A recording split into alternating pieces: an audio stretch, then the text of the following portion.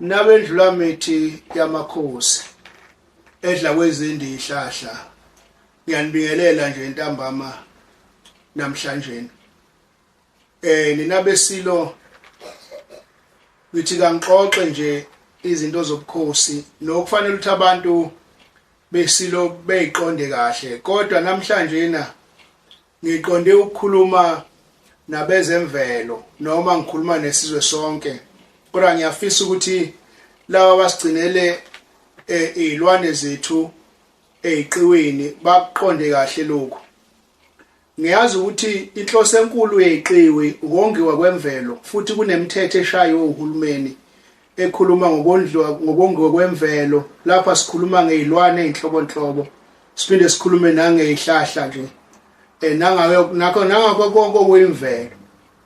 Ngiyathanda ukuthi ngisho ukuthi uma nisibona sigqoka imvunulo mhlawumbe sivunulile nezikhumba zezilwane, asikwenzi ukuthi singene mhlawumbe siyozingela sibulale izilwane engaphandle kwemvume. Yonke into esuke sivunule ngayo, noma nibona isilo samabandla nje sivunule ngalezi zilwane, noma ngabe kuyizilwane ngokomthetho kungeza sisilo, kodwa isilo asisebenzisi isikhumba sesilwane ngaphandle kwepermission yabezemvelo, ngoba basuke bazibona ukuthi isilwane esithile uma ngabe sikwenzekile safa sahlinzwa wathola isikhumba, banayo indlela ukuthi uma ziningi izilwane bayiphungula kanjani lonto ekuthiwa i-culling process, bayazi futhi ukuthi izongiwa kanjani.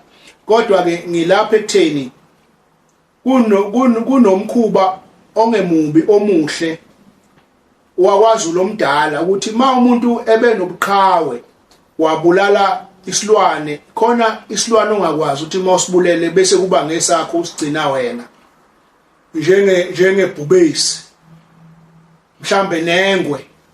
Lezi zilwane uma ngabe umuntu ethuke ebulala leso silwane, ngenhlonipho uyasithatha asihambise esilweni. Ngifisa ukunixoxela ukuthi uma isilwane esikhulu siyongena esigodlweni lowo muntu osuke esibulele, isilo sifike simnikeze inkomo mhlambe nokunye okuthile, kodwa inhloso enkulu ngifuna nazi usuke eyogezwa. Uma ubulala isilwane esikhulu uba nomshophi, futhi nakhona esigodlweni usuke ungena nomshophi, kodwa futhi ngeke futhi uthathe lo mshophi bese uzenzela wena uthi ngowakho, ngoba kufanele ukuthi ugezwe. Isiloko siyayikhipha impahla yokugeza umuntu osuke efike nesilwane asibulele esigodlweni. Izathu zimbili ukuthi isilwane sikhishelwe impahla, ngoba sengishilo oqala ukuthi agezwe lowo muntu, ngoba isilwane esikhulu siwumshophi uma usibulele. Okwesibili, ukubulala isilwane esuke siyingozi kangaka nesikhulu kangaka, kusuke kuthatha isibindi kuwe, kuthathe namandla nobuqhawe, ngoba uma ibulala lesi silwane usuke engasibulala esiqiwini, usuke sibulala sesivele singaphandle kwesiqiwi. Lesi silwane suke siyingozi, sisuke leso silwane singalimaza impahla, imfuyo, kodwa futhi suke singabulala abantu uqobo lwabo. Manje ke uma umuntu ebulale leso silwane ngobuqhawe bakhe uyasithatha sisesilweni, isilo bese sikhipha lempahla yokumgeza. Akusikho ukuthi isilo sisuke simkhomelisa noma simkhuthaza ukuthi akabulale izilwane.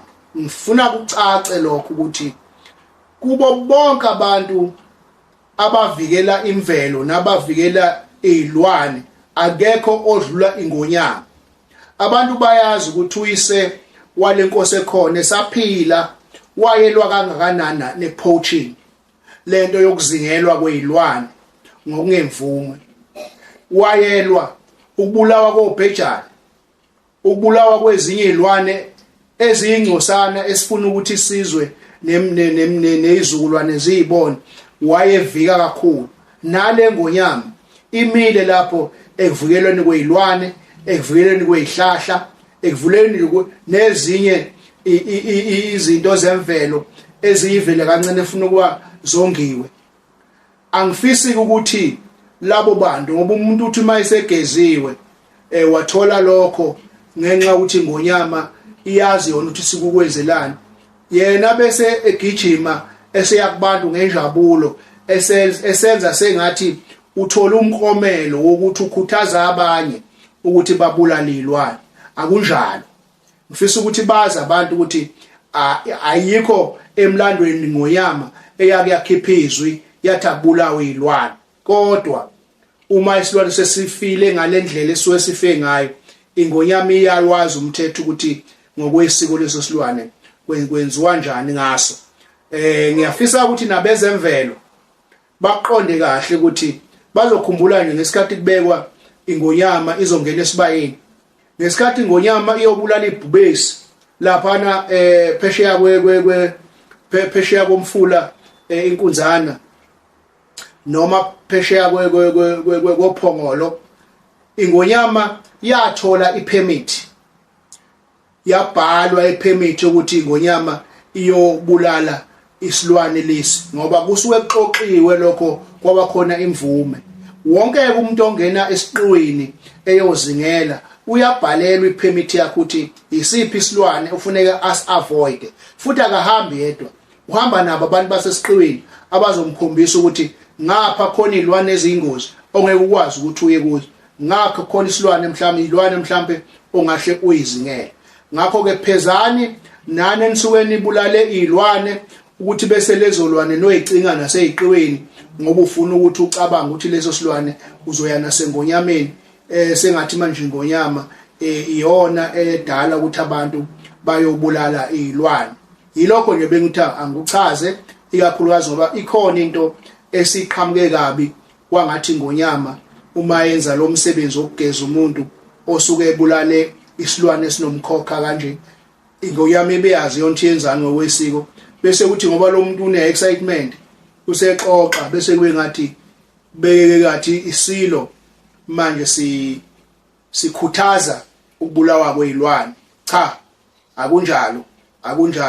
Sibakhuthaza futhi nathi phela beyiqiwe ukuthi ngendlela abafundiswe ngayo nangendlela abenze ngayo ayingafohli izilwane esiqiweni itholakala sehamba emphakathini ngoba ziyingozi lezo izilwane lezo. Zibulala imfuyo, ziyingozi naseyinganeni nabantu abahamba phansi. Ngicela ukuthi nababezemvelo abavike abenze umsebenzi wabo ngokupheleleyo ukuthi izilwane engatholakali seziba uvanzi seyilimaza abantu. Thokoza kakhulu nabohlanga.